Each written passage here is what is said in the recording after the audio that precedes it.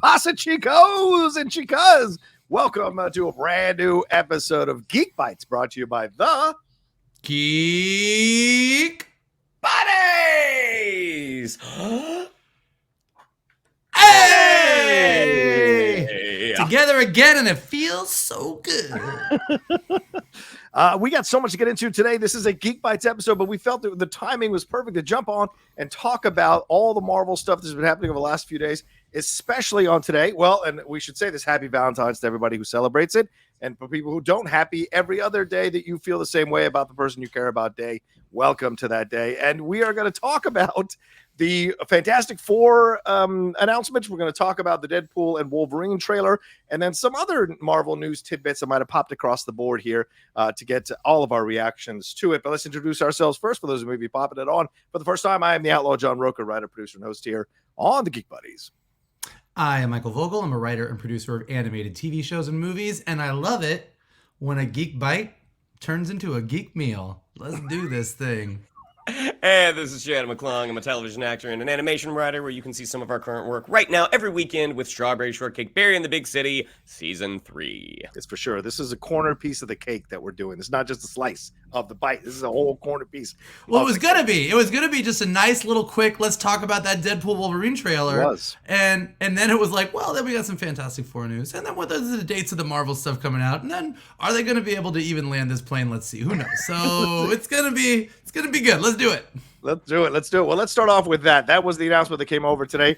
On Valentine's Day, they released a big post here on their Instagram and their social media there of the cast members, Pedro Pascal, Vanessa Kirby, Emma Moss-Bachrach, and Johnny Quinn, all there, essentially drawn there into that picture. And clearly you can see an astronaut there behind Ben Grimm. Ben Grimm, if you look in closely, it looks like he's looking at a Life magazine from the 1960s where Lyndon Johnson was on the cover. And then you have Herbie bringing up a drink there. But that is officially the cast, officially where they're going with this. And just need to say, the hot mic, Jeff Snyder, broke this story on the hot mic, said it was the first person to tell you who this cast was going to be. And 6 months later, it has come true finally. So, gentlemen, your reactions here. I know we talked about it on a previous Geek Buddies episode, but now that it's official, what are you all's overall thoughts with this cast and the setting here, which seems to be sometime in the 1960s? I mean, that's the biggest question, right? Is where does this iteration of the Fantastic Four exist? Yeah. Is this in our universe? Is this in an alternate universe where they are, permanently stuck in the 1960s? I mean, I love the look of Ben Grimm. That is classic thing, right there. Even taking in their outfits. I mean, that Reed's, Pedro Pascal's. I mean, that almost looks like a Fantastic Four sweater. Yeah. I mean, it just has this Norman Rockwell. Yeah. Really familial, really wholesome. I mean, it just looks like something you would have seen in a Pan Am magazine in the early 1960s. So, I mean, as you had said, like Jeff broke that a little while ago. So we kind of figured this was the cast. But now to finally have that official announcement, very, very exciting. And now the clock starts. And all right, who else? Who are our bad guys? Let's find out. Right, for sure. Michael, your thoughts here on this, now that it's officially the cast, what are your thoughts here? Officially, I am glad that Pedro Pascal is ribbed for our pleasure. So there's that. But aside from that, oh my God. I think this is great. Look, as you said, Jeff broke this a while ago, so you brought it to us. We talked about it. Yeah. It was out there. This is kind of the cast that everybody was circling around as far as the rumors, and it's nice that it's not a rumor. It's nice that this is the cast. This is a good cast. These are good actors. Mm-hmm. Every single one of them has proven that they have the chops to do some serious acting. Every single one of them is pretty much, in my opinion, perfect for the role that they are playing. Okay. And for the good of the Marvel Cinematic Universe, all four of these are heavy hitters. Yeah. Marvel... And look, Marvel has a great bench of characters that they've introduced over phases 4 and 5. Yeah. And the characters that have returned have been solid, but there hasn't really been that who is leading the Marvel universe. Who is our Tony and Steve? We don't really know. Yeah. Peter Parker is stuck in Marvel Sony land. It looked like it was going to be Chadwick Boseman, and then tragically it wasn't. This is a cast that can lead a universe. Yeah. Pedro Pascal can lead a universe. So that is good. As far as the timeline and like where and when it takes place, interesting, and also maybe makes me a little nervous. Okay. Look, everybody for years has wanted Fantastic Four to be a period piece. Everyone feels like the Fantastic Four kind of feels like that retro 60s vibe, something about them, more so than some of the other Marvel characters that started in different eras. The Fantastic Four always felt like their story kind of belonged in the age of space exploration and the 60s and everything else. And, you know, the versions that we got were not that. And nobody likes the versions that we got. So just Fantastic Four on its own, taking place in the 60s, great. Yeah. But, okay, if it's the 60s of the Marvel Cinematic Universe, the fact that we've never heard about 4 astronauts that went up, got exposed to gamma rays, and got strange and fantastic powers would seem odd. So if it's not our universe, so is it our universe and then something about their adventure made us all forget about them? Possible. Right.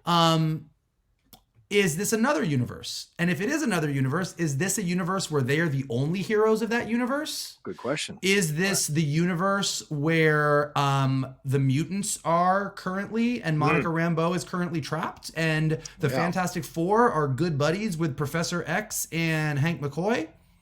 You know, where is it? Question. It's a good question. And if they were in that universe, they're in the 60s. Are they still around? So like, there's a bunch of questions about how it ties in, which, you know, some people can listen right now and be like, who the fuck cares? If we get a good Fantastic Four movie, we get a good Fantastic Four movie. And while that is true, Marvel cares because they need something to tie this cinematic universe together. And the Fantastic Four seems to be the thing that could do it. So for my money, if there. We missed him. We missed him, and he's back. Thank God.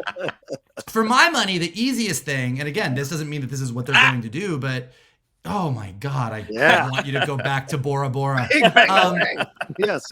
But if they are in their own universe and they're in the 60s, and part of their movie is that there is an incursion and their universe is maybe destroyed, and that brings them to another universe. Like Reed Richards being one of the ones that's going to be key in figuring out what's going on with all these incursions, why these incursions are happening, and how to either prevent these incursions or try to prevent these incursions seems like to be a key part of what you need in a Secret Wars story. So wherever the Fantastic Four may be, and whenever that may be, likely the 60s, I'm sure that their movie will be bringing them into contact with our universe.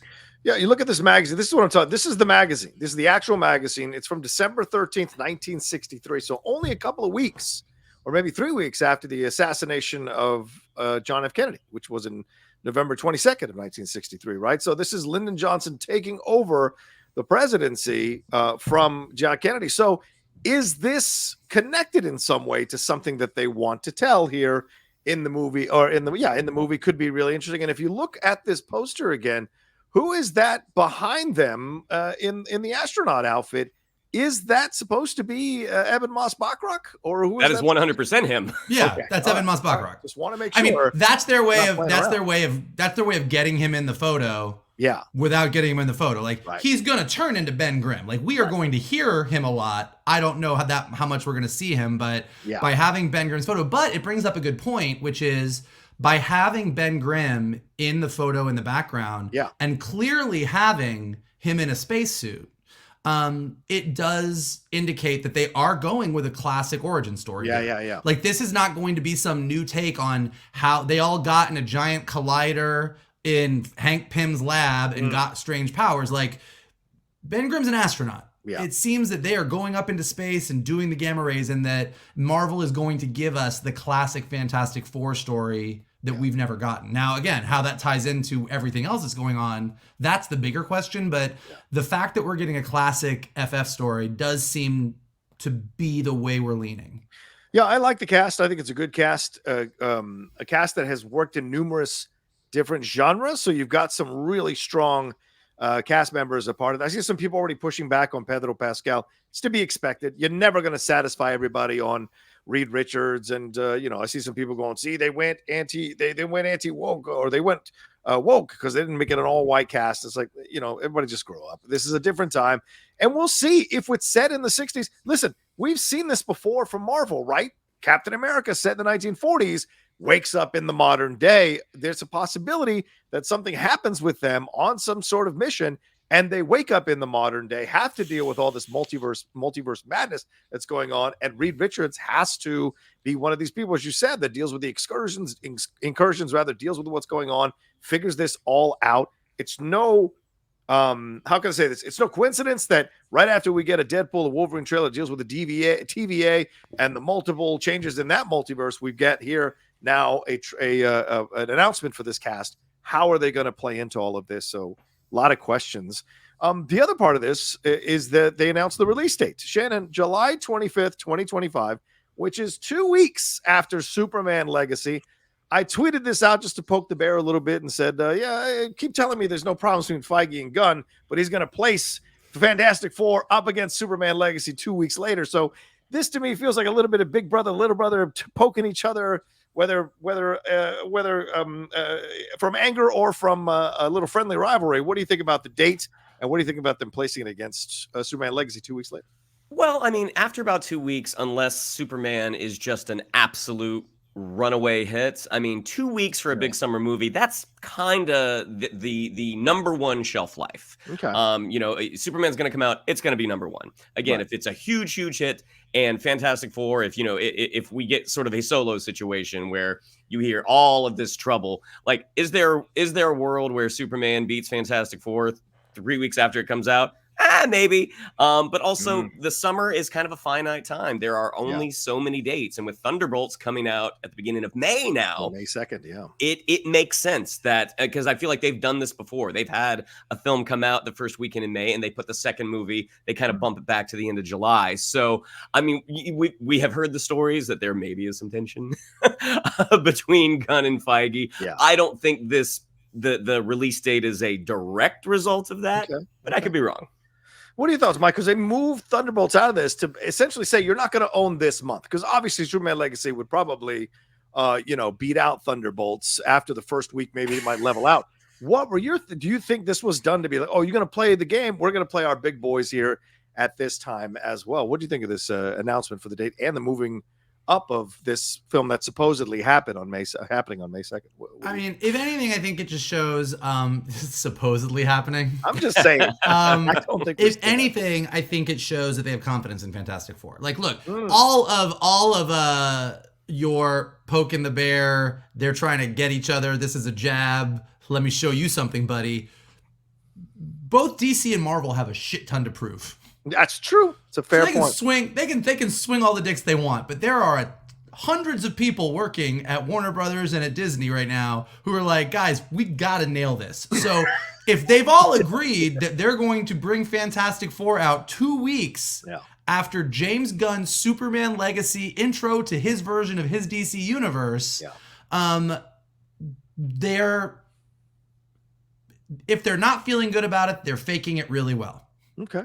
All right. Like that. This is a sign of confidence. Like, look, Shannon's right. After 2 weeks, I mean, Superman Legacy will have done the majority of what it's going to do. And if it actually is a Spider-Man No Way Home level, holy shit, they got Superman right. Yeah. It'll be maintaining, but Fantastic Four is still going to probably own that weekend. So what'll be really interesting to see is what happens in the following weeks after that. Like, does Fantastic Four go the way of every other Marvel movie recently and have sort of a mediocre opening and instantly drop off? Yeah. Or does it beat Superman Legacy and we see Superman Legacy drop down? Or are people so happy? I mean, and honestly, this would be what every one of us wants to have happen, which is Superman Legacy is so good that Fantastic Four barely beats it out because it's doing so great in its third week. And then Fantastic Four is so good that the two of them ride the rest of the summer out and just both kill it at the box office, because that would mean that geeks are, for once, very happy with both of their comic book universes. Yeah, this is an interesting thing because you look at it kind of like a Super Bowl, right? We just saw a Super Bowl, one team beat the other team in overtime. What's this situation going to be like if Legacy comes out and it's great? but Fantastic Four comes out and it's middling. Or if Superman Legacy comes out and it's middling, and Fantastic Four comes out and it's great. Because if Fantastic Four comes out and it is great and Superman Legacy is middling, I mean, how much farther are you going with the DC universe under James Gunn and Peter Safran? It's a hell of a shot to be putting them toe-to-toe with each other, because one might come out really taking the knockout by the time that month is over. And most important, look, I know that there's probably a few movies that haven't been announced and things will shuffle around, but correct me if I'm wrong here, in that we have Deadpool and Wolverine, obviously, which we're going to talk about in a second. Yep. Then we have Agatha, House of Harkness, or whatever the hell it's called now. Darkhold Diaries. There it is. House of Harkness was better.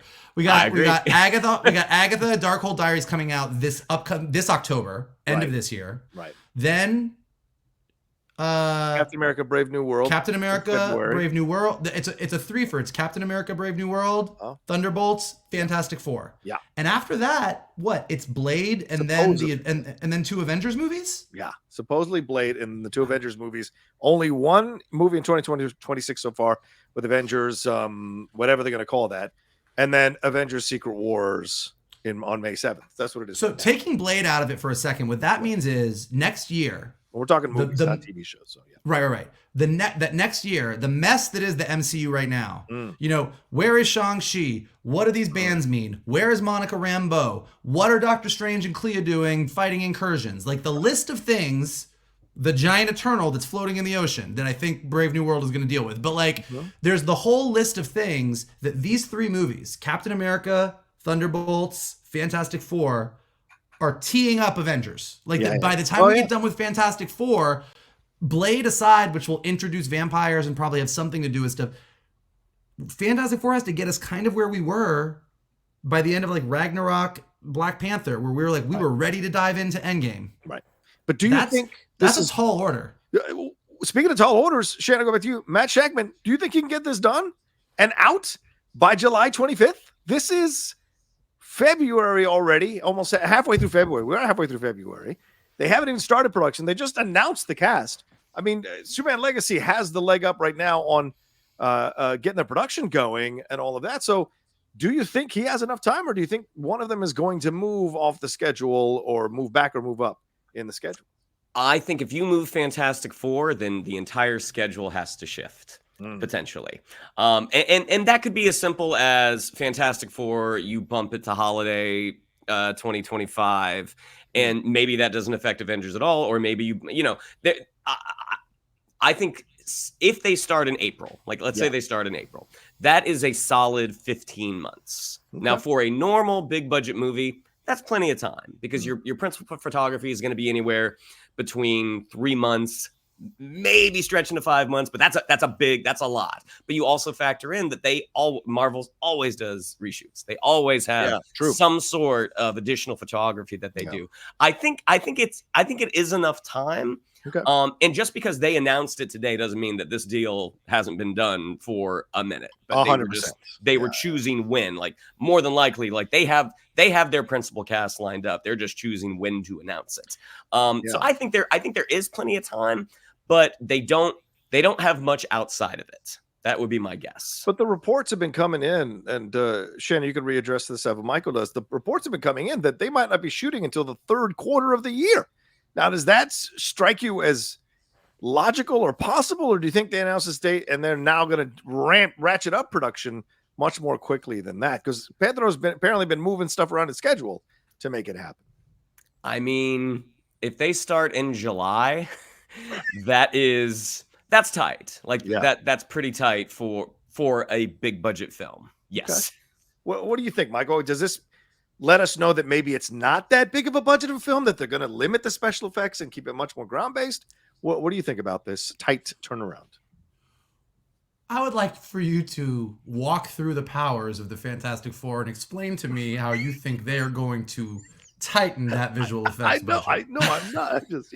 We might not be in space, though. We might not go to space. We're just focused on maybe we won't be in space. One of them is on fire. One of them's invisible. One of them is a giant rock, and one of them is Elastigirl. Like, it is like, I don't know what to tell you, man. It's a big visual effects movie. It does sound tight. It does sound tight when you think about the fact that we've been talking Superman Legacy casting and Superman Legacy announcements for months and months. Yeah. And they've been moving on getting the actors all ready and trained and all the things that you do to get ready for initial photography. And then you look at this one kind of getting this announcement, which we obviously has been in the ether for a while, and it's coming out 2 weeks later. You're like, yeah, that's... Yeah. Again, you're either really confident or you're really desperate, or realistically, you're a healthy dose of both. So you both think that if they get their films done in time, they will absolutely not move either one of these. Neither one of these are going to move. They're going to hit their spots. Look, I think Shannon's right that like if it all of a sudden moved from July into like holiday, I don't think that. Yes, we all want to see Fantastic Four in the summertime. If we all went on Thanksgiving and had Thanksgiving with the Fantastic Four, I think things would probably keep moving as well as they were, and I don't think it's drastically going to change things. I do think that coming out swinging and saying this is when the movie, coming out and being like this is when the movie's coming out, it's not going to be good optics for Marvel if they move it, but I would rather they had bad optics and give us a good movie than have good optics and give us a rush movie. Yeah. Do you agree, Shannon, or anything more to add? Oh, absolutely. Okay. Absolutely. Okay. Because again, I mean, when you think about the Fantastic Four, like what is the big thing about Fantastic Four? It's family. If it were to come out at Thanksgiving, who do we typically see? If you are celebrating Thanksgiving, on average, you're probably seeing your family. So, I mean, I think that move would actually make sense. But as Vogel already said, if you've put that stake in the ground, I think at this point, it probably wouldn't look great if you moved it. Yeah. And one last thing, thoughts on the logo? Do you like this kind? I mean, it's this old Cinerama Dome type of logo here, the circle, and this is very postmodern. This is what, postmodern 60s type of vibe. So do you guys like this logo overall, or do you think the logo is kind of a little disappointing? What are your thoughts? I mean, if this is what they are doing, then yeah, I think that logo is great. I mean, that reminds me of like, Tomorrowland at Disney World from like the 60s and the 70s. And also leaning into that 60s thing, like we already talked about, like that was the age of space exploration. Wow. That was also the age of the Beatles. And, having these four people who are in many versions are very, very famous. I think everything from a design standpoint lines up perfectly for them to be set in the 60s. Okay. Yeah. I agree. I love it. I mean, I think it definitely feels, and if you bring up the image again, not only do I love the logo because I think it has that retro 60s Art Deco kind of vibe to it. But one thing we didn't talk about, I mean, when you really look at the way they posed everybody, I mean, the way that Sue and Reed are kind of dancing together, Johnny kind of looking at like that, 1950s Eddie Haskell kind of like with his sitting on the back of the chair, looking at Ben, and then Ben just in his easy chair reading his magazine while Herbie hands him a cup of coffee, just like the whole thing is very family, warm. Like this isn't the 20th Century Fox, like four badasses in their costumes, like looking at you flexing, like these guys are badasses. Like this is a silly family having fun together. Yeah. And that is correct. So, like whenever we as comic book fans see these things, sometimes you look at something and you're like, I feel like the studio is trying to feed us something that is not the right thing. This is just like when Marvel did Peter Parker in Civil War, and within 5 minutes we were all like, yep, that's Peter Parker. That's correct. This feels like that. And that's what Marvel really needs right now, is they need a movie like this to come out and for all of us to go, man, Marvel, you've been flailing around for a couple of years, but we've had 3 shitty Fantastic Four movies and you just stuck the landing. Yeah, and I'll throw this out here because, I mean, Tony Stark, 1960s. Howard Stark, 1960s. There's possibilities there. And look, we had Captain Marvel in the 90s and no one knew about it except the special government source. So sure, but like, could they hide that? Could Howard hide that? I'm still sure, but to be fair, Nick Fury in Avengers says that when Thor came to Earth, that was the first time they had ever seen aliens. And then Captain Marvel came out and we were like, well, okay, I guess we can squint our eyes and say Nick Fury was lying and that this isn't just like a thing they decided down the line. But Captain Marvel landing and a bunch of Skrulls running around in secret versus, again, a group of astronauts going up in space and coming back with crazy strange powers. Like, the last thing you want to do with a Fantastic Four movie is have them running around in the 1960s and have to constantly justify why nobody knows that the most famous superhero family in the world exists. Yeah, the Fantastic Four neuralizer, I guess. All right, let's take a quick break and we'll jump into the Deadpool and Wolverine trailer right after this. Yeah, I got nothing. Yeah, you don't have to sing. Wow. That's just for the podcast. All right, Wow. All right, the Deadpool and Wolverine trailer came out here. A lot of things to talk about. It broke all kinds of records. I think it's the most watched trailer ever in a 24-hour period. We had a lot of things in this trailer here, including some returning characters like Negasonic Teenage Warhead. We also had a shot of what is possibly Patch in this thing. Colossus was in this thing. We also got possibly the back of Charles Xavier's head. The return of Pyro, which is of all the people to bring back, what an interesting choice. The TVA with a brand new design. Matthew MacFayden as a representative of the TVA. And I don't even know what this picture is. Oh, yeah. And everybody else from Deadpool 2 there being a part of this thing. So, gentlemen, your overall thoughts on this trailer. What did you think? Michael, fine. Michael, go. What did you think of this trailer, bud? Very excited. Little cautious. Okay. I'm curious, basically, and I mean, I think this is really what it breaks down to. We all love Deadpool. Yes. And we're all excited to see Ryan Reynolds come into the MCU. Yes. Based on the trailer, I'm curious how much of this movie is about fourth wall breaking and how much of this movie is not. Ooh, because a little bit of fourth wall breaking goes a long way. Right. A lot of fourth wall breaking, everything falls apart. So you're saying the pegging line, you're good with just one pegging line is what you're saying. I mean, who's not good with pegging? Well, here's what it really boils down to. Like, Deadpool's, and when you look at Deadpool 1 and you look at Deadpool 2, yeah. For the most part, the way that Deadpool breaks the fourth wall, which is great, is he comments on the movie as it's happening, and he says things that we would say. So Colossus says, "I'm taking you to Professor X," and he goes, "McAvoy or Stewart, ugh, these timelines are so confusing." And no one in the movie really comments on it. Right. Like, Colossus doesn't start and go, "What are you talking about? Who's McAvoy? Who's Stewart? Like, what is all this?" Like, it's just Deadpool sort of commenting, and it's really funny. Or you get like a post-credit sequence like in Deadpool 2, or an end credit sequence in Deadpool 2 where he goes around and, shoots Ryan Reynolds in the head so he doesn't make Green Lantern, and shoots his older version self in the head from Wolverine. And you're like, that's really funny.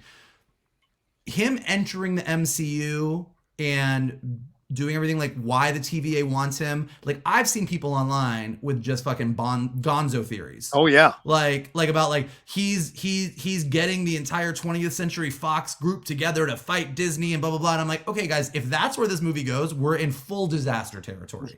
But as long as the TVA has a valid reason for what they want Deadpool specifically to be doing, and it sort of does bring in all of these universes, and we get some fun winks and nods to the fact that this is really about cinematic universes, but the movie itself is about multiple universes and all these things going on, it can work. But just based on the way the trailer lays out, like, if he's Marvel Jesus, how much do people know about Marvel? Like, that's sort of the questions that come up. How much of that is just a fun throwaway line? Yeah. How much of this is key to the TVA's plan? So there's a lot of questions. As I've rewatched the trailer a few times now, I feel like they're going to do it right. I feel like they're going to err on the side of what it should be, but some of y'all's theories on Twitter are fucking batshit insane, and if that's what it is, y'all don't want it. Yeah, I agree. It's like someone posted something on Reed Richards. They're like, if they said it back then, they can do this. I'm like, will you fucking stop? Slow down. Shannon, your thoughts on the Shannon Wolverine trailer overall, what you thought from what we got here and some of the teases that were within this thing? I mean, I really enjoyed it. I mean, of the trailers that were probably going to air a spot during the Super Bowl, I mean, this was the one that I was looking forward to the most because, like any Marvel fan right now, you're thirsty. You're thirsty for something fun, for something that is a throwback to what we had, the excitement levels that we had during like phase 3, phase 2, and phase 3, even phase 1. But also you want to see, like, how is this exactly going to work? Like, I do agree with Vogel. Ryan Reynolds breaking that fourth wall. I don't recall in Deadpool 1 or Deadpool 2 if that's sort of like, what do you mean? What are you talking? Like, I don't think that happened. When you are including so much of, like, you know, they're basically showing a clip, a clip footage of the past Marvel Cinematic Universe. Like, what does this mean to Agent Paradox or Mr. Paradox, whoever Matthew MacFayden is playing? Yeah. It feels right. Like, I agree with Vogel. It does feel right. I mean, I think I definitely wanted more Hugh Jackman, but again, this is the first teaser. There's going to be plenty of time for that to come out. I think that what we did get, that silhouette shot that they put together, I'm like, that was a great shot. And getting a sense of Deadpool's point of view of Wolverine based off the moment that he snicks his claws. You're like, nope, never mind. Like, watching Deadpool putting him on his heels, I think could be a really, really fun thing for them to play with. Yeah. Michael, you want to chime in? Well, yeah, I think, you know, like I said, the theories have been wild, but like when you're really breaking down this trailer, okay, Wade's life is basically pretty solid. If this is the actual Wade that we've seen in the first two films, it's the actual Wade. He time traveled to, you know, take back some fridging, and like everyone's happy. Like, if they don't make a fridging joke, I swear to God, they better make a fridging joke. Shatterstar is dead, literally shattered in the last film. So no, clearly what happened at the end of Deadpool 2, where he took Cable's little, time watch and went and did all that stuff. Like, that's canon. Like, he went back and brought everybody back to life. He brought Vanessa back to life. Like, and because of the stuff he did. Now, it's likely that the TVA is showing up at his door, partially because he went and fucked with a bunch of timelines. So that's how Deadpool 2 ended. So the TVA showing up makes sense. Matthew MacFayden shows up. They clearly want Deadpool for something. Now, if they want Deadpool for his fourth wall breaking abilities, I think this movie's in trouble. Ooh. Okay. Now, if they want Deadpool because he is basically invulnerable, he's already been jumping around in timelines, and the TVA is not really supposed to be pruning timelines anymore, but they want an assassin who can jump around through time and kill people for them. Okay, that feels good. You know, like, so like, and I'm putting even money right now that Matthew MacFadden's the villain of this movie. Oh, interesting. As a member of the TVA. The TVA, like, just to back up and nerd out for a second, when last we left the TVA, they put their violent timeline pruning ways behind them and were a kinder, gentler TVA that was just monitoring things to make sure that no Kang showed up. Right. Very easy. This TVA, it looks a bit more aggressive, and we clearly see Deadpool killing a bunch of them later in the movie. So there's going to be pruning, there's going to be battles. I think maybe there's a portion of the TVA like that they have to be so kind and gentle now. And maybe and then he gets mad about it. Oh, can you repeat that last line? You have me now? Yeah, no, just that Matthew MacFayden perhaps, and his portion of the TVA have Wade doing stuff for him, and Wade either finds out that it's not cool, or they have Wade try and kill someone that he doesn't want to kill, or something happens, Wade rebels, and he's going to get sent to the Void. And he's going to find a bunch of people that got pruned, including a bunch of former 20th Century Fox cast members. I mean, that literally seems like where things are kind of ending up, and then he's going to stick it to everybody. So that might not be the movie at all, but based on the trailer and not getting into crazy fourth wall breaking, we're going to break down the movie universes, that seems to be a more within the universe thing that contextualizes a lot of the stuff that we're seeing. Okay, is this Xavier? Is this McAvoy, or is this Stewart? Because it looks like McAvoy from behind. It looks like McAvoy. It's a younger head. Yeah. And where he's sitting looks like the what we've seen in the trailer that looks like it's the Void. Yes, right. And to be clear, I mean the Void from Loki season 1, where once you prune people, they go, and Eliath, the giant purple smoke dragon, attacks you, which we basically, I think, see Eliath in this trailer. Yeah. That's what that's going. Yeah, right. That big loud, big thing. He was like, "Oh my God!" Yeah. Shannon, is this McAvoy? Do you agree? I mean, it's not. It doesn't look like Patrick Stewart. Yeah, that's what I would say. Of the two, it's definitely McAvoy, but there could be. I mean, it could be somebody else. And looking at that, like, even though like I do see a little bit of the, I see a little bit of the Void there. Part of me is also like, is that kind of like downtown Sokovia, because we see him pop up in that snowy forest that sure looks like the beginning of Age of Ultron. So I hadn't thought of that. Who knows? Okay, all right. What about this patch situation here? Do we think this is patch? What's going on with this one? There, Mike or Shannon. What do you think this? What do you think this is? I've seen people speculating that this could be the actual Wolverine that we're going to get in the MCU, and this is the way they're introducing him. Do you believe this? What do you think?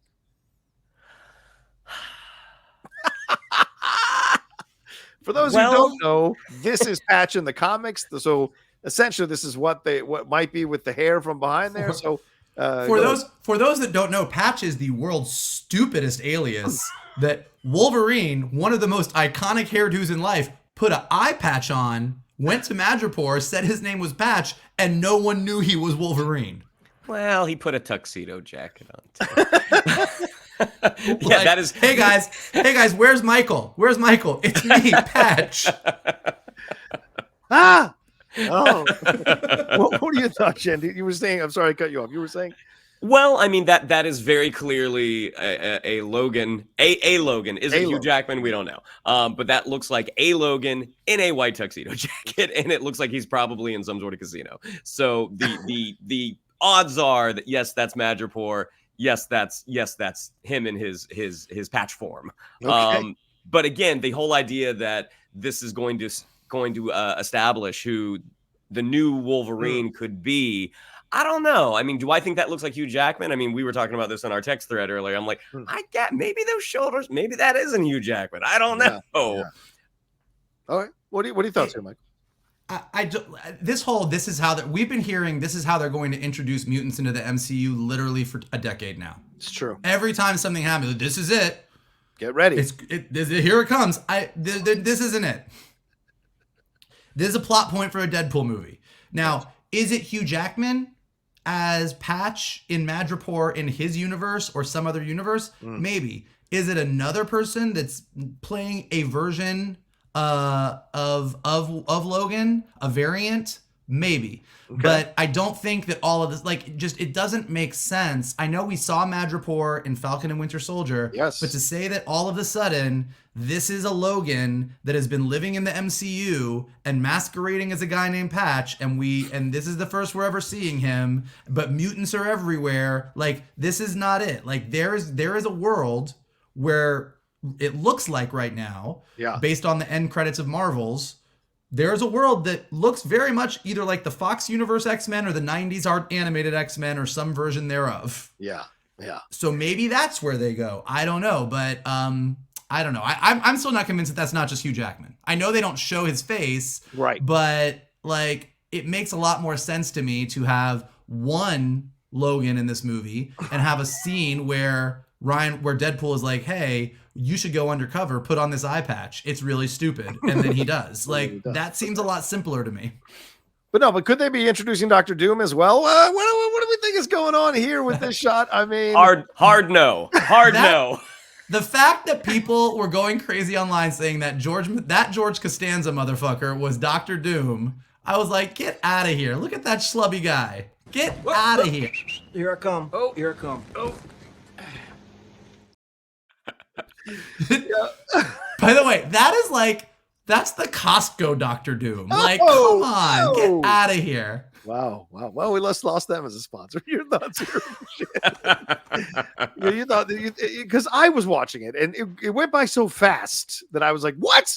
And then when I took a screen grab as I was doing my trailer reaction, I was like, I could see why you might think that, but it's certainly not. And I don't know if this would be the way they'd introduce him, and I agree. Hi guys, welcome to Latveria. It could be a variant Dr. Doom, though, couldn't it? Could be a variant Dr. Doom from some other time. I've seen this theory, and I saw somebody mention this, and I thought I'd bring it up. Do you think Matthew McFadden could be the low-key Dr. Doom? As you said, he might be the villain of this movie. There's rumors that this is going to lead into it's going to be seeds that lead into Secret Wars in this movie. And could it be, because you got to pick the champion, could Doom be, as you said, the main villain? Could this be their kind of back door way of introducing? And McFadden would be an interesting Dr. Doom. Do you guys think this is bullshit? What do you think? I mean, that's what At the Rocha said. He tweeted that out. So I don't know. oh, did At the Rocha say it? Wow. Very reliable source. How dare you? How dare you? Yeah. It would be here's the pros and cons to that. Like Shannon and I were actually just talking about this the other day. Like Doctor Doom is just such a tough thing to adapt. It really is. Like, and Shannon was like, do you think it's the costume? Do you think it's the fact that he's the leader of a nation? Do you think it's the fact that he's a sorcerer? And I'm like, none of those things are actually. Marvel has proven that they can take comic book accurate looks and make them work for a movie. Sure. We have sorcerers and magic. That's not an issue. Some bad guy being the leader of a European nation, like no big deal. Right. But he's just so comic booky in his villainy. He's a dude in a giant metal suit and a green cape who wields magic, uses science, and is arrogant as fuck. Yeah. So how you sort of ground that into a movie character is hard. Making him a member of the TVA that goes rogue is not the worst. A lot of hardcore comic book fans would be very upset about it. But if I were a Marvel executive and you came in and pitched me that, I would not out of hand kick it out. I would be like, okay, let's carry this through and see. There's a lot of sense to this. So I don't hate it off the top of it. I don't know that it's true, but I don't hate that idea. The other thing that people are freaking out about this trailer is just really quick on the note is in the final shot where Deadpool is laying there before Wolverine snicks. Yeah. In the wider shot in the trailer off to the left. Yes. There is a Secret Wars comic book from the 2015 run with Doctor Doom on the cover, so everybody went completely batshit about that too. So although that schlubby guy is not Doctor Doom, technically because of the comic book cover, it is true that Doctor Doom does make an appearance in the Deadpool 3 trailer. That's a good point. Well, what did you guys think of seeing as we said, why were we seeing scenes from Winter Soldier in the trailer? What is the overall goal in this? It's just a highlight reel. I mean, because it wasn't just Winter Soldier. It was Age of Ultron. There was some Iron Man, Ragnarok in there. It's just a highlight reel. I don't think there's any significance to that particular movie. No. So what about, okay, go ahead. Yeah, what were we gonna say, Mike? It's funny because the way it's all cut. Yeah. Ending with his whole "I'm Marvel Jesus" line, and this is where I think people are maybe getting a little veered off, is it does make it sound basically like Matthew McFadden's like, this is the Marvel Cinematic Universe. Would you like to join it? But I think that's sort of meta for the trailer. I think he's like, we need you to do this thing. There's this world of heroes. Like, I don't think that it's fully he's being like, this is the MCU. Do you want to join it? All right. What about Pyro? Why is Pyro back? Of all the people from X-Men 2 and the X-Men Last Stand, why is Pyro back? I will take all theories. Why not? I mean, I think he's the least interesting person out of all the people that are actually in this movie. So they tossed him in this trailer and they're saving everybody. I think it's like, honestly, and given that we can now tell that Deadpool kind of goes to the void, it does make sense that that's where all of these heroes went, because that universe has collapsed. Yeah, Disney bought the universe. Yeah, exactly. So when we've heard that Jennifer Garner is going to come back as Elektra, and that the X-Men we're going to see these X-Men and those X-Men and this, like, I think he's in there along with probably every other fucking person that we've seen in a 20th Century Fox Marvel movie, and they're all in the void, and that's a plot point. Listen, if Ben Affleck can keep doing Dunkin' Donuts commercials, I'll be goddamn he can't slide on the Daredevil outfit again. So, I'd be it's a little tight. It's a little tight after all those donut holes. He's looking good. Have you said? By the way, those sweats sold out in 40 minutes on DunkinDonuts.com, if you can believe it. It's sold out in 40 minutes. That's incredible. Anything more to say on this trailer that I missed, or that you guys want to make sure we hit on that we didn't bring up? Because I know we're running out of time here. So, well, as Shannon said, I mean, like, in addition to seeing the MCU and that stuff, it really does look like Deadpool is fighting the TVA in the same forest that the Avengers are in at the beginning of Age of Ultron. Right. So it does seem like it at some point in the movie, Deadpool is bouncing around in the MCU timeline, at least a little bit. So I think that's something we can look forward to. And then I do think, just really quick, the thing to remember about this movie, and the thing that actually makes the first Deadpool movie work really well and the second Deadpool movie work to a lesser degree but still work, is that despite all the funny shit and all of the wacky R-rated humor and the violence and all the stuff that we love about a Ryan Reynolds movie, there's a strong heart there. And the heart is pretty much Wade and Vanessa. Yes. And so I think that don't forget that for this movie to work, in addition to bringing Deadpool into the MCU and doing all the multiversal stuff that we all talk about all day long, this has to just be a really solid love story. Yeah, she calls him buddy. So where are they at in the relationship? That's exactly. So I think that's a big thing to keep an eye out for as well, as we see more stuff coming out from the movie, to kind of be a good indicator of, is this going to be good and solid as a Deadpool movie too, or is this just going to be a wild multiversal romp? Another part real quick. A lot of people are speculating this is the forest where Logan died, that it's just snowed over and this is the other side of the tree. So, yeah. So, and see that overturned military vehicle, that could be what they were in. So, fuck, man, if that's the truth, then, because I mean, they said they're not going to fuck with Logan, that Logan is its own thing. They're not going to fuck with Logan, but clearly Disney owns Logan now, so they can do what they want with it. So, maybe that is a part of it, which would, I don't know. You'd have to really make that work for me. That's the only one that I would be a little bit upset about if they fucked with Logan. Interesting. Yeah. All right. Any final words? Are we good? I think we're fingers crossed, guys. This is it. We're in the Marvel endgame now. Like, this is their endgame for can they actually land this plane? There's only one ending we can get out of this with. So, all right. Let's wrap it up there. Shannon, what do we have to tell? Wait, first, thank you everybody for watching this. We appreciate it, or listening to us. You can always listen to us on the podcast feed. Shannon, what do we have to tell them? Yeah, I'd like to follow us on social media. On Twitter, it's at @geek_buddies. On Instagram, at @the_geek_buddies. If you'd like to follow me on social media, on Twitter, it's at Shannon_McClung. On Instagram, at Shannon the Geek Buddy. If you would like to follow Mr. Vogel, it is at MKToon. If you would like to follow Mr. Rocha, it is at The Rocha Says. Mikey? Don't forget to hit the like button. Subscribe to Johnny Roca's Outlaw Nation page. Check out all the amazing content he's got there. Leave your comments below. We've got a fantastic forecast. We've got a schedule for the next year of Marvel movies. We've got a Deadpool trailer. We got a whole bunch to talk about. Let us know below what you think about it. If you're listening to us in the podcast, leave us some stars and some comments so we go up in the rankings and more people can find us. And as always, the best thing you can do is retweet this video, post it on your socials, send it to your friends, and tell them to hang out with your buddies, the Geek Buddies. There you go. Well, thanks so much for watching this episode of Geek Bites. We'll be back in just a couple of days with our main show there on Friday. We'll let you know when that's happening, and we'll look forward to you joining us again for another brand new episode of Geek Bites here, brought to you by the Geek